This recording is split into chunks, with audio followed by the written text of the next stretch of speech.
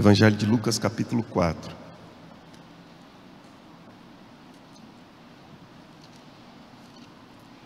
Vamos lá, versículo 16.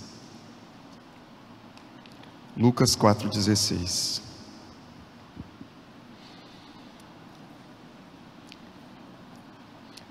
Jesus foi para Nazaré, onde havia sido criado.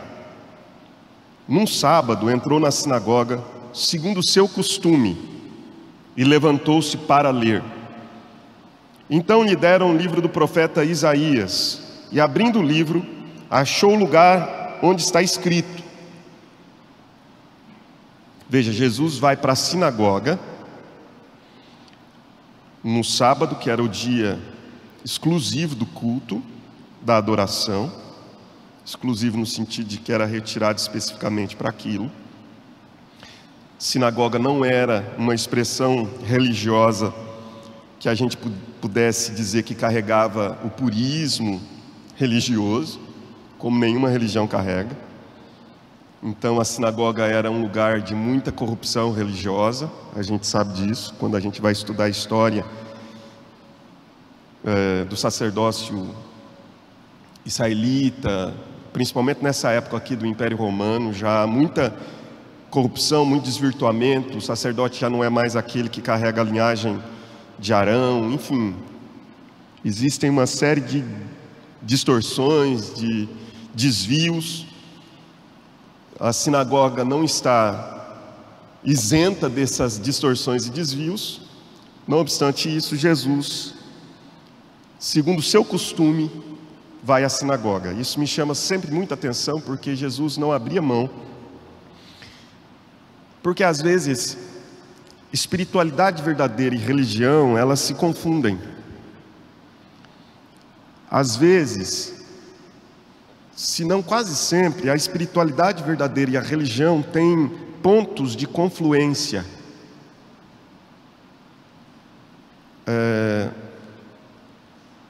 Não são concêntricas. Você entende isso? Uma não contém a outra. Não. Espiritualidade e religião são coisas diferentes. A espiritualidade e a religião não têm pontos concêntricos, como a gente costuma dizer, ou seja, um centro comum. Não é que a religião ou a espiritualidade contém uma a outra, mas elas têm pontos de contato. De fato, isso é verdade. Então, Jesus sabe que no meio da sinagoga, que é uma experiência religiosa onde a corrupção está presente, certamente há pessoas experimentando uma espiritualidade verdadeira e saudável. Então, lá dentro da sinagoga, Jesus entra, como de costume, porque dentro da sinagoga, do templo, Jesus operou muitos milagres, Jesus operou muitas obras, Ele ensinou muito nesses lugares. Então há pessoas que dizem assim: nós somos desigrejados, não gosto de pensar em igreja, não vou em comunidade, porque é tudo corrupto, é isso ou é aquilo. Então não entendeu a espiritualidade de Jesus, porque Jesus, apesar de, não obstante o fato da sinagoga ser esse lugar que carregava muitos desvios religiosos, ele de costume entrava lá dentro, lia a palavra, ensinava nesses lugares, e até trouxe aqui uma experiência muito interessante que a gente vai continuar lendo. Então, verso 17. Eu já li o verso 17, né? 18. Então Jesus abre o livro e não lhe foi dado esse texto para ler. Jesus acha o lugar. Então Jesus procura e encontra Isaías capítulo 61, versos 1 e 2. O Espírito do Senhor está sobre mim, porque Ele me ungiu para evangelizar os pobres. Enviou-me para proclamar libertação aos cativos, restauração da vista aos cegos, para pôr em liberdade os oprimidos e proclamar o ano aceitável do Senhor. Tendo fechado o livro, isso de alguma maneira causou estranheza. Você vai dizer: mas por quê? Ele leu e fechou o livro, mas ele não leu todo o texto. Se você for para Isaías, versículos 1 e 2, o texto continua: proclamar o ano aceitável do Senhor e o dia da vingança do nosso Deus. Jesus de alguma maneira, encerra a sua leitura no ano aceitável do Senhor e não vai até o fim. Fecha o livro e o devolve ao assistente e sentou-se. Todos na sinagoga tinham os olhos fixos nele. Isso é interessante também, né? Talvez a sinagoga nos ensine alguma coisa. O fato de que eles davam muita atenção à leitura e ao ensino. Então Jesus começou a dizer: hoje, a palavra hoje em Lucas é muito interessante, ela aparece do início ao fim, várias vezes o hoje está presente. A ideia de que há uma ênfase no presente, no momento em que aquilo está acontecendo. O anjo diz: hoje vos nasceu na cidade de Belém Cristo o Senhor. O texto diz aqui: hoje se cumpriu as Escrituras. Quando Jesus entra na casa de Zaqueu, ele diz: hoje houve salvação nessa casa.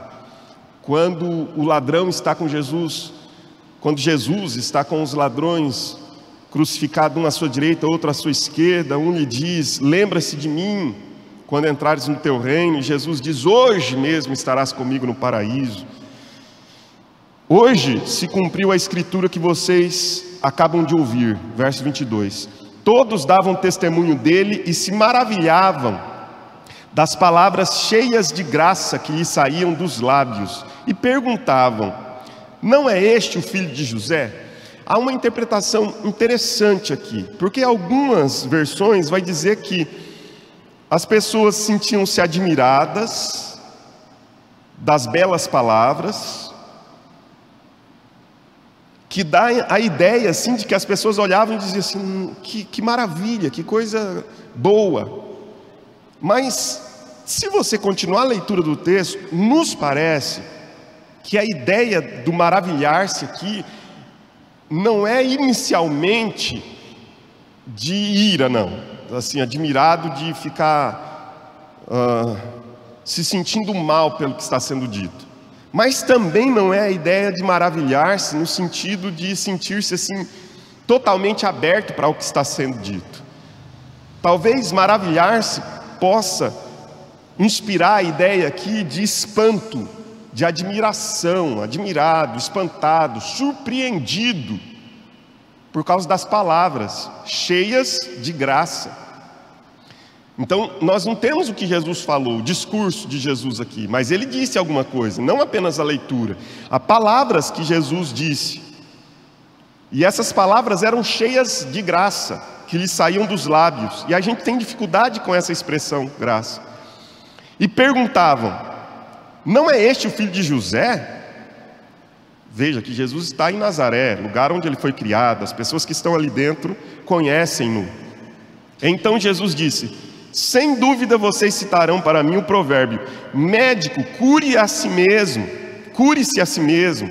Dirão: tudo o que ouvimos que você fez em Cafarnaum, faça-o também aqui na sua terra. E Jesus prosseguiu: de fato, afirmo a vocês que nenhum profeta é bem recebido na sua própria terra.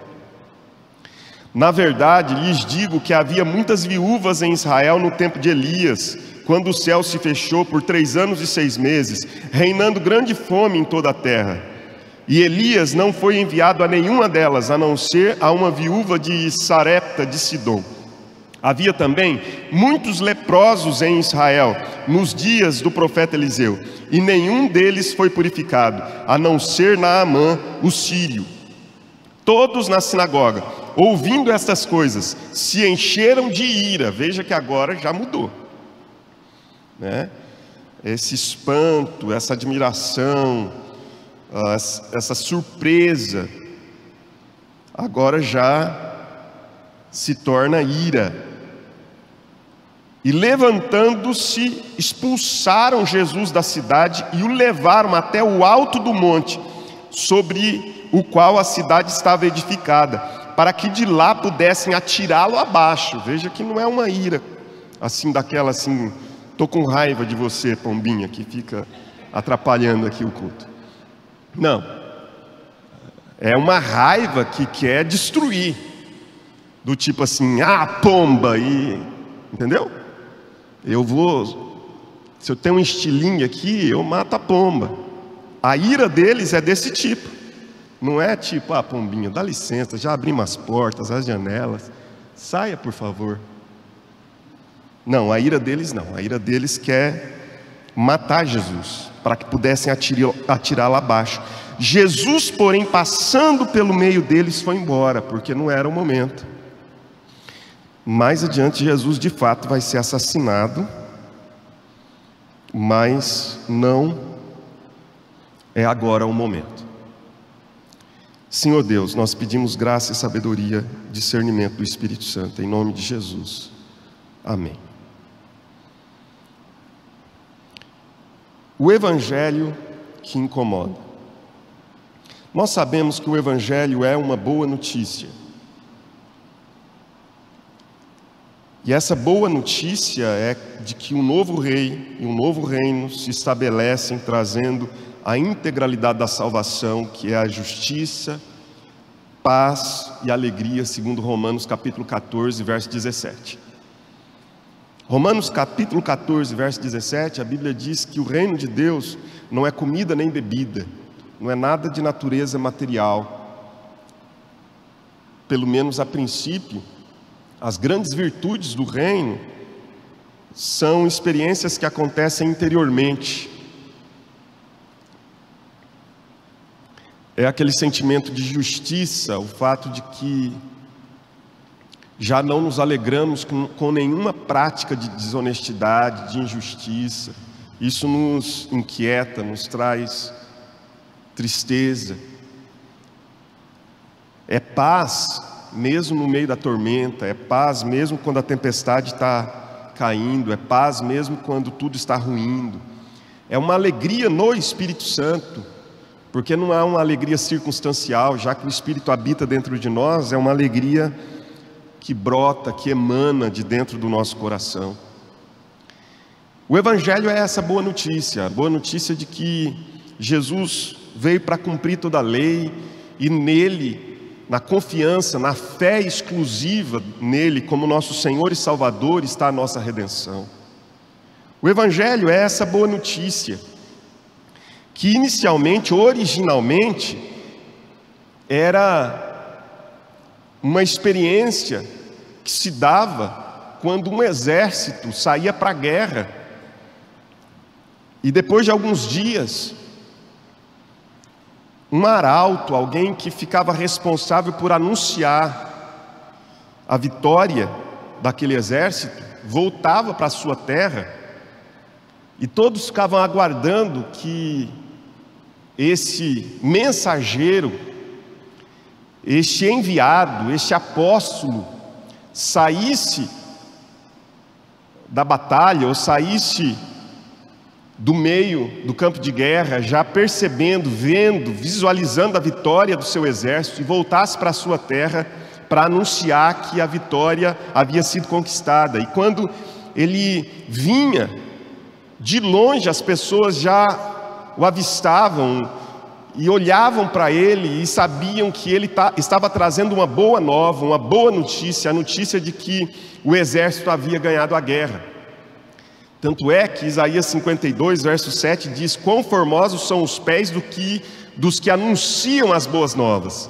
Está falando, olha, como são bonitos os pés daqueles que sobre os montes vêm para anunciar que nós fomos vitoriosos na guerra. O Evangelho é essa boa notícia, e quem o anuncia tem os pés formosos, de alguém que caminha com uma notícia para anunciar com alegria que chegou o reino se estabeleceu no lugar para onde foi. Aquele reino se estabeleceu no lugar para onde foi. E todo o intento ou desejo daquele que anuncia o Evangelho, a boa notícia, é esse, de que o reino vai se estabelecer, ou se estabeleceu naquele lugar. Ou é o desejo de que o reino se estabeleça ali, de que justiça, paz, alegria se estabeleça ali. Isso é Evangelho. Evangelho é boa nova, é boa notícia. E quando nós lemos as Escrituras do Novo Testamento, nós temos o Evangelho. O Evangelho está... Quando eu digo Evangelho, eu não estou me restringindo aos 4 Evangelhos, Mateus, Marcos, Lucas e João. Eu estou falando das Escrituras, inclusive do Antigo e Novo Testamento, lidos a partir da perspectiva da boa notícia. Principalmente o Antigo Testamento precisa ser lido a partir da perspectiva do evento Jesus.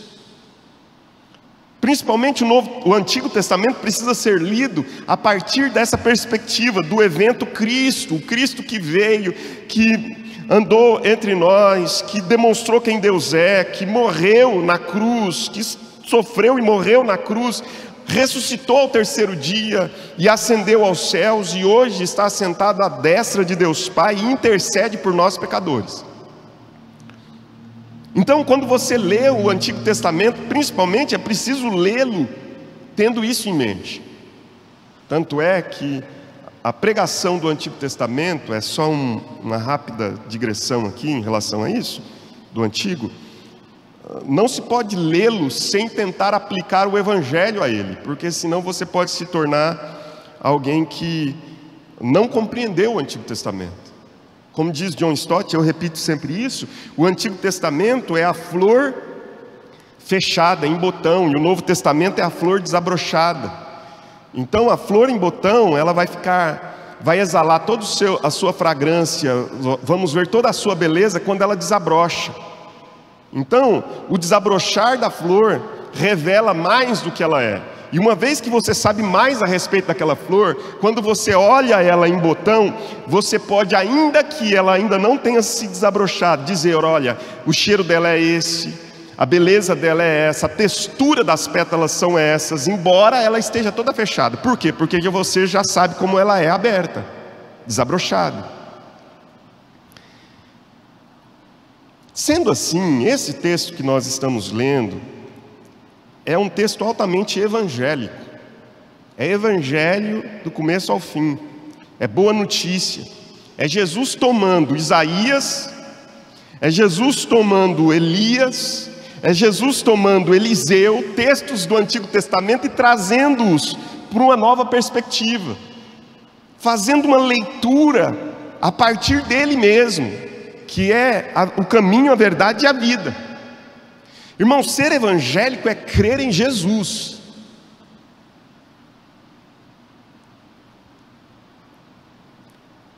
E existe essa ideia, né, das comunidades evangélicas. Então nós precisamos entender que ser evangélico não é ser de direita, ser de esquerda, ser de centro, não é alguém que adota tal ideologia, tal política, tal posição social, tal posição econômica, tal. Não, ser evangélico é ter Cristo no centro e entender que Jesus é o centro de todas as coisas, que sem Ele nada do que foi feito se faria, de que nele todas as coisas convergem. E o que esse texto gera de tanto incômodo naqueles que o ouvem, a ponto de se encherem de ira e quererem antecipar a morte de Cristo, porque que Ele morreria nós já sabemos, mas querem atirá-lo do alto do monte abaixo e assassiná-lo aqui já no início do seu ministério, porque nós estamos no início. Eu penso que algumas coisas aqui incomodaram muito, e é sobre elas que eu gostaria de refletir um pouquinho com você e talvez trazer algumas aplicações para a nossa vida. A primeira delas é que Jesus, quando entra na sinagoga, toma o livro do profeta Isaías, abre o livro do profeta Isaías, encontra Isaías 61, versos 1 e 2. Jesus, nesse exato instante, faz a leitura, mas, entre aspas, aborta a leitura antes de encerrá-la totalmente, proclamar o ano aceitável do Senhor e o dia da vingança do nosso Deus, ele não vai até o dia da vingança, e isso causa um desconforto, sim. E vamos ver por quê. Toda a ideia que este povo está tendo de que o Messias virá é uma ideia cheia de equívocos. Eles estão esperando o Messias, mas a espera desse Messias é uma espera equivocada. É a espera de um Messias guerreiro, é a espera de um Messias que vem para livrá-los dos poderes imperiais.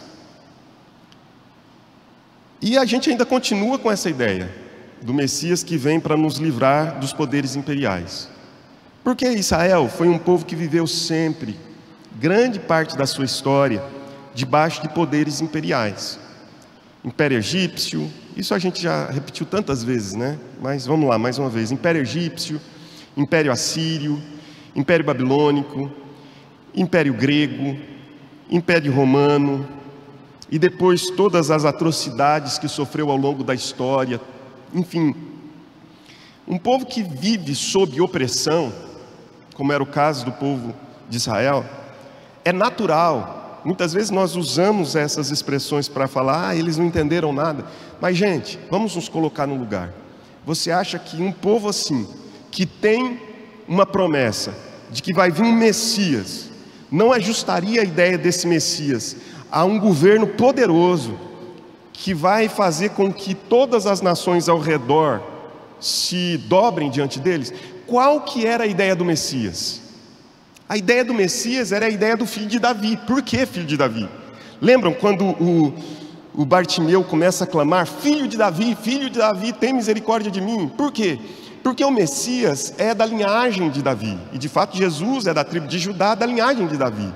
E a ideia de Davi era a ideia do rei conquistador. Davi foi o rei que multiplicou várias vezes o território da nação de Israel. E a ideia que eles possuem do Messias é a ideia de alguém como Davi, mas potencialmente maior.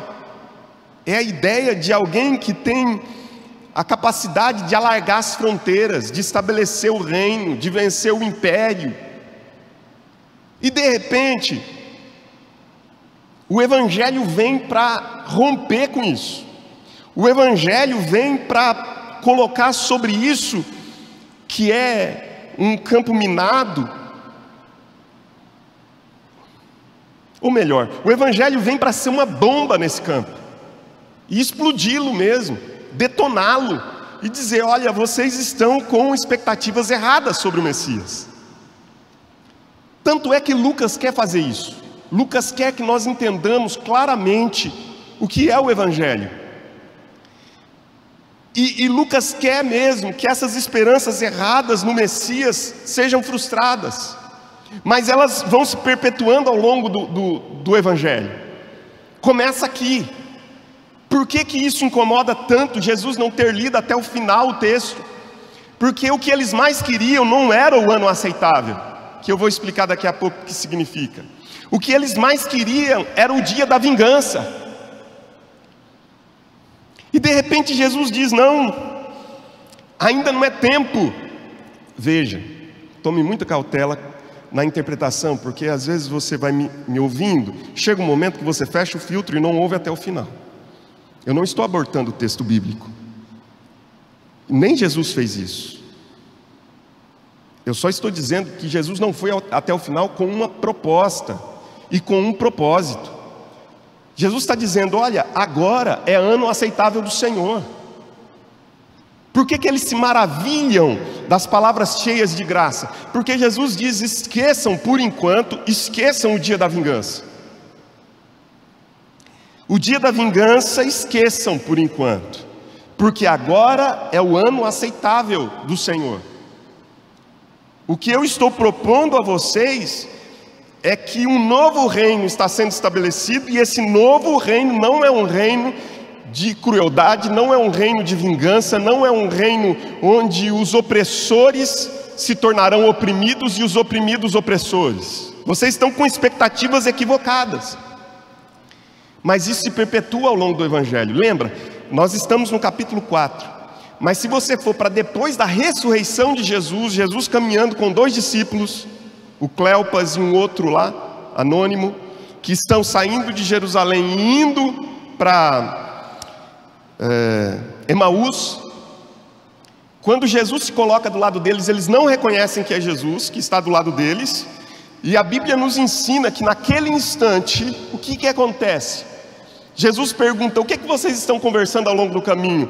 E um deles se admira e diz: acaso você é um forasteiro aqui, o único que não sabe das últimas notícias?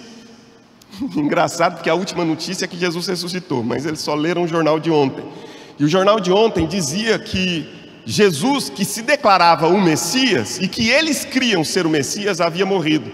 E aí eles vão explicar para Jesus, que está ali diante deles, ressuscitado, e eles dizem: olha, é que nós esperávamos, olha, nossa esperança, nós esperávamos que fosse Ele quem haveria de redimir Israel, mas agora está morto e é o 3º dia que Ele está morto. Esperança frustrada, falsa esperança. E Jesus vai dando corda para eles, né? E vai conversando com eles ao longo do caminho. E vai mostrando quem era o Messias. É interessante isso, porque Jesus toma as Escrituras e, a começar de Moisés e dos profetas, se você ler o capítulo 24 de Lucas vai entender isso, a começar de Moisés e dos profetas, ele vai explicando tudo que havia nas Escrituras sobre ele. E aí ele vai elucidando, vai trazendo luz, elucidar, trazendo luz àquilo que está obscuro, vai permitindo que a flor desabroche numa flor que estava em botão.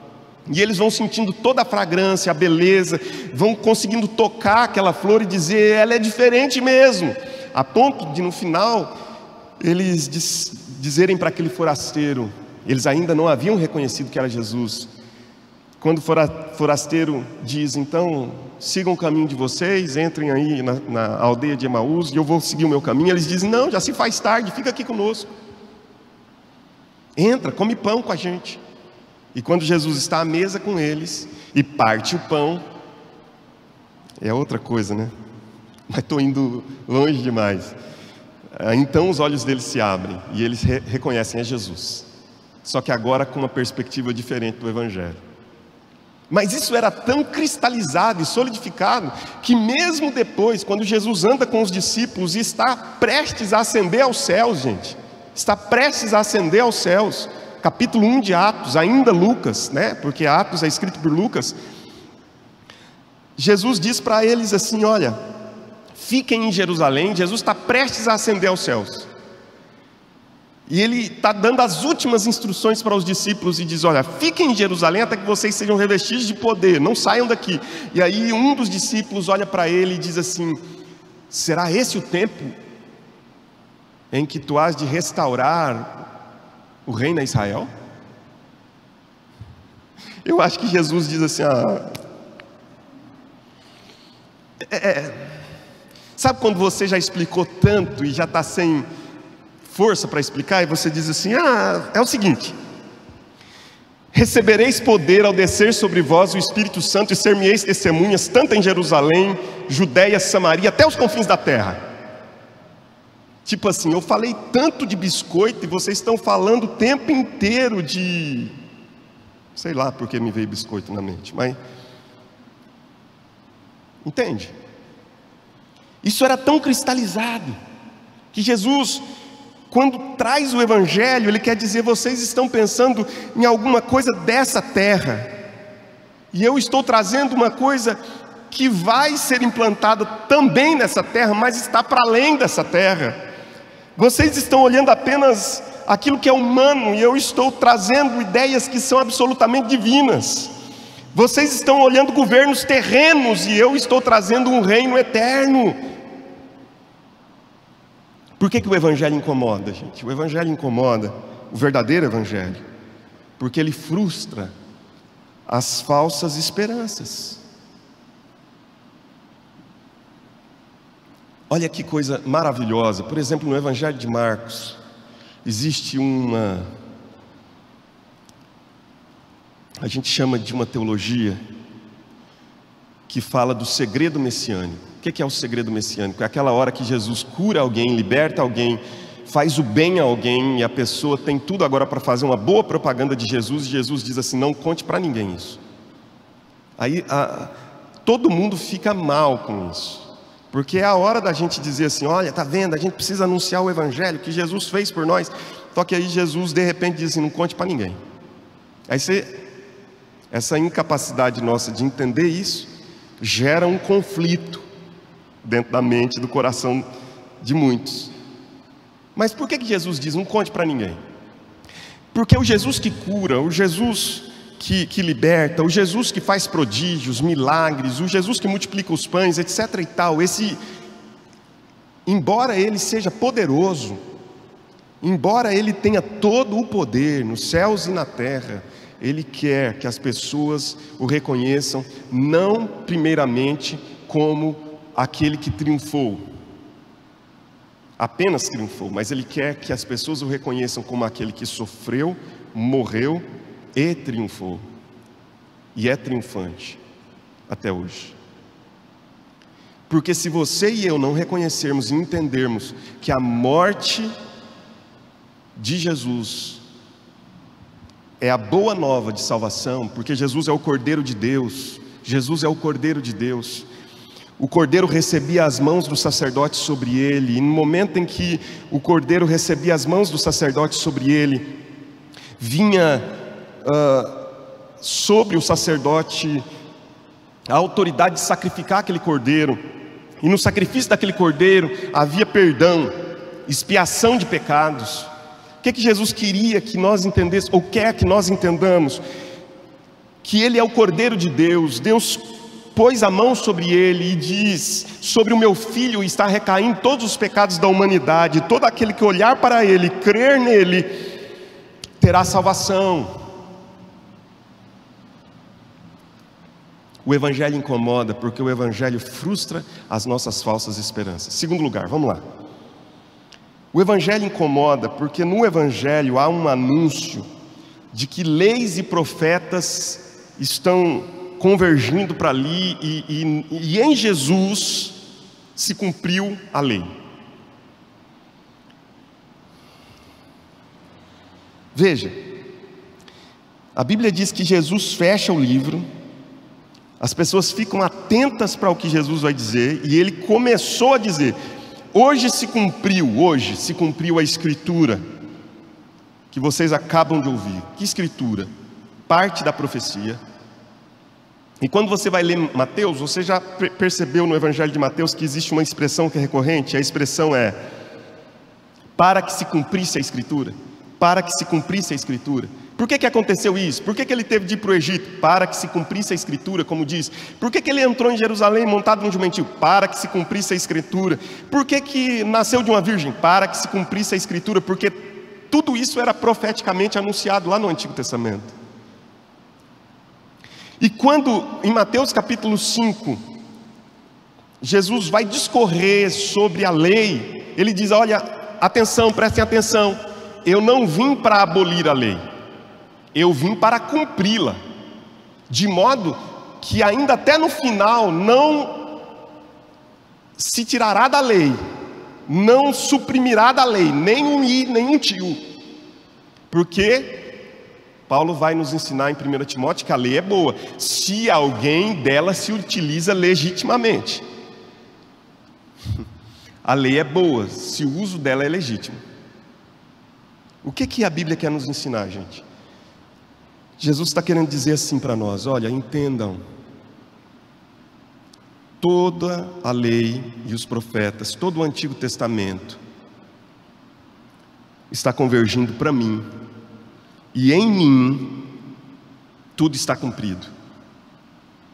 Tudo está cumprido em Jesus. Veja, total ou potencialmente.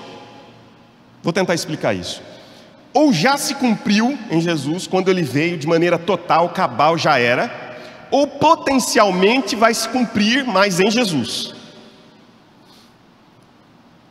São coisas que ainda não aconteceram, mas quando acontecerem se cumprirão em Jesus. Então tudo converge para Jesus, tudo. E há uma coisa muito interessante, porque Jesus quer que eles entendam o seguinte: por que Jesus não vai até o final do texto? Por que Jesus não diz o dia da vingança do Senhor? Porque o dia da vingança do Senhor vai se cumprir potencialmente. Agora, o ano aceitável cumpriu-se e cumpre-se em Jesus totalmente. Você está conseguindo entender isso? Eu espero que sim. Por quê? O que era o ano aceitável? Provavelmente Jesus, Isaías e Jesus estão falando do ano do jubileu. O que era o ano do jubileu? Havia em Israel uma lei, e essa lei era a seguinte: de 7 em 7 anos haverá um ano sabático, a terra vai descansar, ninguém vai plantar. Mas a cada 7 semanas de 7 anos, linguagem muito escatológica, né? Mas em outras palavras, o que o texto quer dizer é o seguinte: a cada 7 vezes que se der 7 anos sabáticos, haverá o ano do jubileu. Então, de 50 em 50 anos, 7 vezes 7, 49. No 50º ano, no ano 50, era o ano do jubileu. E o que era o ano do jubileu? O ano do jubileu, ou o ano aceitável do Senhor, era o ano onde a manifestação da graça seria abundante. De que maneira? Porque uma legislação completa entraria em vigor. E qual que era essa legislação? Essa legislação queria acabar com a disparidade social, com a exploração, com a opressão. De que modo? A terra deveria ser novamente redistribuída. Eu sei que vai ter uma vertente aí que vai achar ruim e outra que vai achar bom, que eu vou dizer, mas está na Bíblia. E eu não tenho compromisso com nenhuma delas.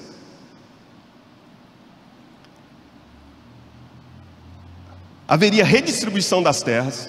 Quem tinha comprado a terra do outro, porque o outro ficou pobre, a cada 50 anos tinha que devolver, ou tinha que vender a um preço muito acessível. Haveria perdão das dívidas e libertação dos escravos, porque se alguém vendeu-se ao seu irmão, o texto está lá dizendo, isso está em Levítico capítulo 25, depois você pode ler. Se alguém se vendeu porque ficou pobre e teve de se tornar escravo do outro, o seu irmão pode até comprá-lo, só que não vai tratá-lo como um escravo, mas como um trabalhador. E no ano aceitável do Senhor,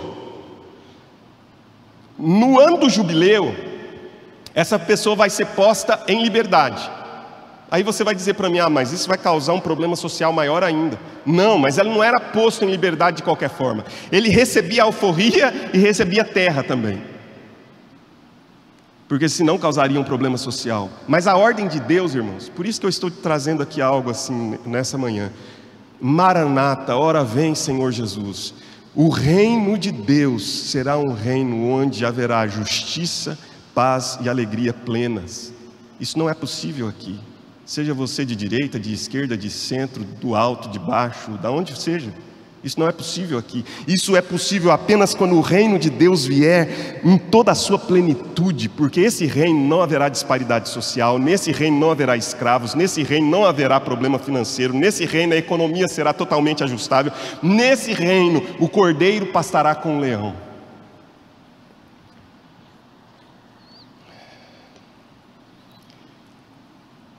E Jesus está dizendo: olha, em mim isso está se cumprindo.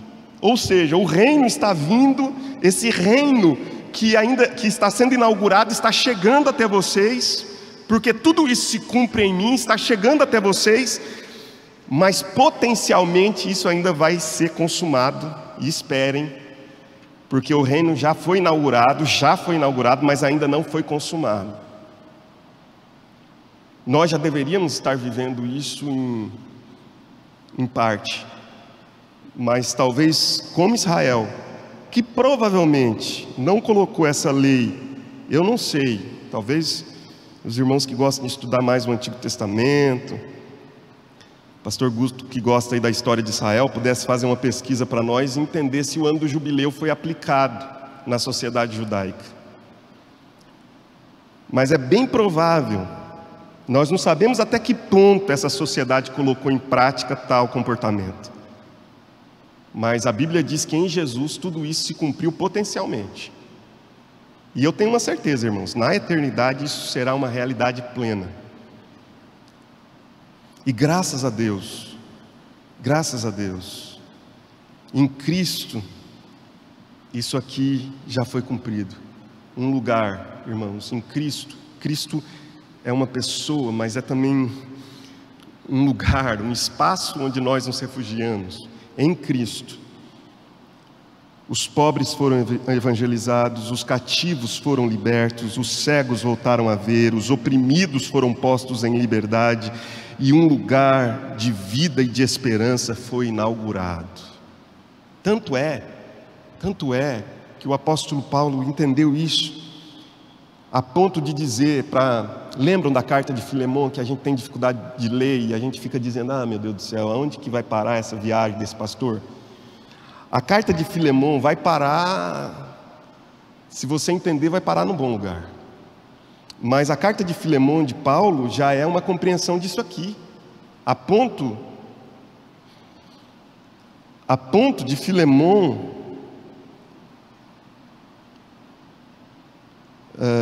de Paulo dizer, olha, recebe aí esse irmão não como um escravo, mas como um irmão em Cristo, porque vocês foram redimidos pelo mesmo Senhor, e este Senhor não é dessa terra, é da eternidade. Enfim, em último lugar, o Evangelho incomoda porque ele frustra essas falsas esperanças. O Evangelho incomoda porque nele, em Jesus, se cumpre a lei e os profetas. Tudo isso se converge em Jesus. Em Jesus um reino novo se estabelece. E o Evangelho incomoda porque ele estabelece novos valores, bem distintos daqueles que este povo conhecia até então. Do verso 22 em diante, se dá uma conversa interessante. A conversa é que eles questionam, não é esse o filho de José? A gente sabe de onde você veio. A gente viu você com o nariz escorrendo aí, Jesus. Para. A gente sabe que você não é tudo isso que estão dizendo. Se você é, então faz o que estão dizendo que você fez em Cafarnaum, faz aqui. E é aí que Jesus diz, olha, eu sei que vocês estão pensando, médico, cura-te a ti mesmo. E dirão, tudo o que ouvimos que você fez em Cafarnaum, faça-o aqui também na sua terra. Aí Jesus provoca. Porque o Evangelho, ele também provoca. Não no mau sentido, mas o Evangelho quer desinstalar. O Evangelho quer remover de nós esse fundamento errado que nós nos apoiamos ao longo de séculos. O Evangelho quer dizer para nós, saia desse lugar e se mexa, perceba que existem expressões, experiências, existe uma compreensão nova de vida para você. Rompa com esse legalismo religioso que vocês estão vivendo ao longo de séculos. Jesus está dizendo isso para os judeus aqui, para o judaísmo. E pode dizer para nós hoje, talvez, para o catolicismo, para o protestantismo e para qualquer religião de natureza cristã que se enrijeceu, que se estabeleceu dentro de fronteiras legalistas. Quais são esses novos valores? Jesus vai dizer para eles, até agora vocês ouviram que Deus é o Deus de Israel, né? E Ele é de fato o Deus que deu aliança para vocês, e vocês são um povo especial mesmo.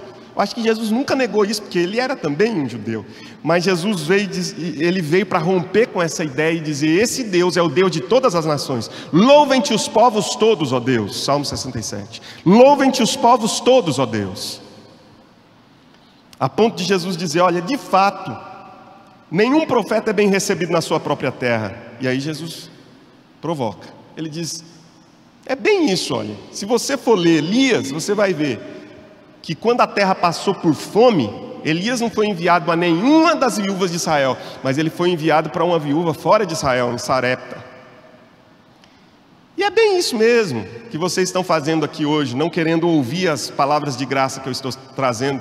Porque quando um leproso precisou ser curado por Eliseu, o grande profeta Elias, Eliseu, os dois, não foi um leproso de Israel que foi curado, mas foi um leproso da Síria, Naamã, que veio para ser curado por Eliseu. É bem isso mesmo. E aí eles ficaram irritados com Jesus, como ficam até hoje. Quais são esses novos valores, irmãos? Primeiro, me parece que Jesus está dizendo para nós assim: olha, vocês que são herdeiros da espiritualidade que eu estabeleci no mundo, vocês que querem andar dentro do reino, não dentro de uma religião, mas dentro do reino, vocês precisam entender que vocês farão parte de uma comunidade, em primeiro lugar, profética. Eu acho muito interessante porque Jesus resgata Isaías, Jesus resgata Eliseu, Jesus resgata Elias, e Jesus usa a expressão: um profeta não é bem recebido na sua própria terra. Ou seja, Jesus está dizendo: olha, a profecia tem que estar presente. O que é profecia? Ficar dizendo para o outro que vai acontecer amanhã na vida dele? Trazendo revelação? Não. Profecia, basicamente nas Escrituras, é a capacidade que alguém recebe, é uma autoridade divina do Espírito Santo que alguém ou uma comunidade recebe para denunciar os desmandos da corrupção onde ele está vivendo e anunciar uma esperança. É denúncia e anúncio. Então, irmãos, em primeiro lugar, a Igreja de Cristo Jesus é uma comunidade profética. E, em primeiro lugar, ela deveria anunciar que há uma esperança nele, que o tempo que nós estamos vivendo é o ano aceitável do Senhor. No meio dessa pandemia, no meio de toda essa dificuldade que nós estamos sofrendo enquanto mundo, o ano aceitável do Senhor está presente. Jesus ainda está libertando cativos, dando liberdade aos escravos, devolvendo dignidade às pessoas. Ele está fazendo obras extraordinárias, e talvez a pandemia seja um modo de Deus chamar a atenção do mundo e dizer: olhem para mim, porque em mim todas as coisas estão convergidas. Em mim tudo se cumpre, se cumpriu e se cumprirá, olhem para mim. Só que a igreja também não pode se furtar. Igreja que eu digo, a verdadeira, o reino, aqueles que querem anunciar o reino, tá? Não pode se furtar de dizer: olha, Jesus não estava abolindo o dia da vingança, não. Ele só estava dizendo: hoje se cumpriu. Está vendo? Que Jesus está colocando o termo é passado, hoje se cumpriu. Se Jesus, não posso dizer se, né, mas talvez Jesus pudesse dizer: e se cumprirá o dia da vingança, porque haverá um tempo em que os corruptos vão ter de prestar contas, haverá um tempo em que aqueles que roubaram dinheiro da saúde e estão permitindo que gente morra no corredor de hospitais por falta de oxigênio, vão se apresentar diante do Eterno, e o dia da vingança do Senhor chegará. Mas a gente tem que dizer amém também para o ano aceitável do Senhor, porque hoje, se você se converter a Jesus Cristo, se você abrir o coração para Jesus, se você se entregar a Ele, você tem redenção, porque este é o ano aceitável do Senhor. E por último, essa comunidade é a comunidade do acolhimento. A abertura e a abrangência do Evangelho é algo que nós não podemos deixar de perceber aqui. A teologia de Lucas ressalta que o Evangelho possui um caráter de salvação universal, como já se mostra na genealogia. Desde o início, Lucas já diz: Mateus vai até Abraão, mas Lucas vai até Adão, para dizer o seguinte: olha, o caráter da salvação é um caráter que está aberto.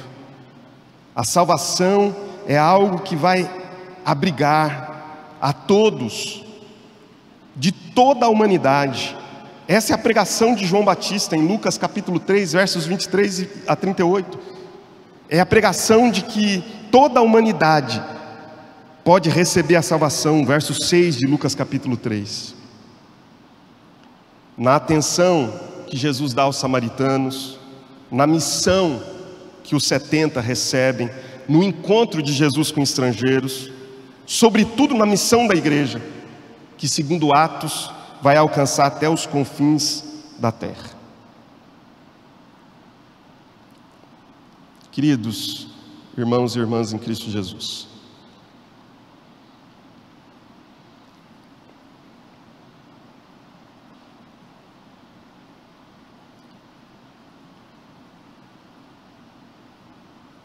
eu não consigo me sentir tranquilo quando eu ouço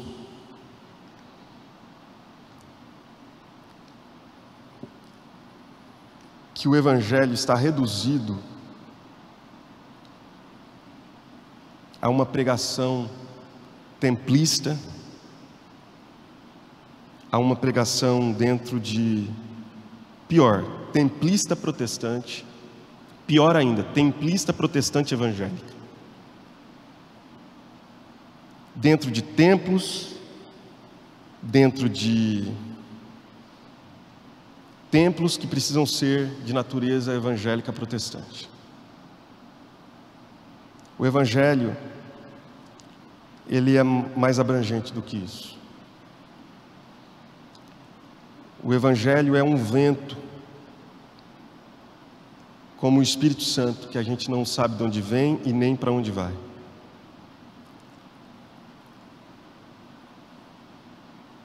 Jesus alcançou um centurião, um soldado pagão que estava a serviço do império, e disse: esse homem merece elogio pela fé que tem. Jesus alcançou uma mulher cananeia que não tinha vínculo nenhum com a mentalidade monoteísta de Israel, e essa mulher foi alvo do milagre. Jesus declarou para um ladrão que não sabia nada sobre conteúdos doutrinários que ele estava recebendo a promessa do paraíso. Em Jesus, leprosos, mulheres, crianças, estrangeiros, publicanos, inclusive gente de moral questionável, que quando cria nele e entendia que nele há perdão de pecados e mudança de vida, estes antecederiam fariseus e escribas na entrada do reino. Em Jesus todas essas coisas se cumpriram.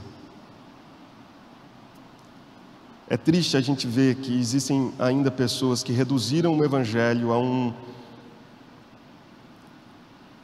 a um lugar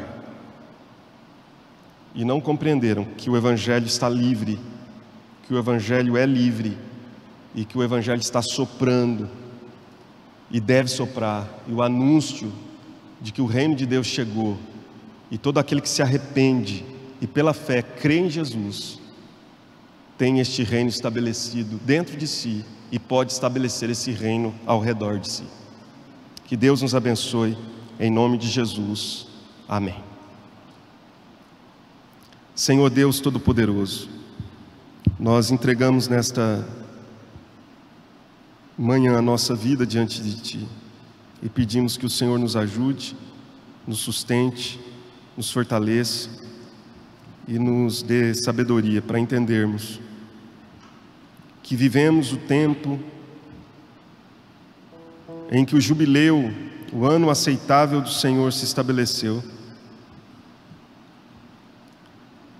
e que hoje é o tempo da salvação, a salvação que o Senhor quer manifestar a pessoas que estão longe, que estão perto, a salvação que o Senhor quer manifestar a judeus e a gentios, a salvação que o Senhor quer manifestar a gente honesta e gente corrupta, a salvação que o Senhor quer manifestar a gente que cumpre a lei e a gente que a descumpre. Então, Senhor, agora é o tempo de nós anunciarmos que hoje há salvação. Mas haverá um tempo, Senhor, em que o dia da vingança se manifestará e que nós tenhamos apenas paciência de saber que a Tua vontade não é que oprimidos se tornem opressores e nem que opressores se tornem oprimidos. A Tua vontade é que as pessoas ingressem num reino onde todos se tornam servos de Jesus Cristo. Ajuda-nos nisso. Em nome de Jesus. Amém e amém.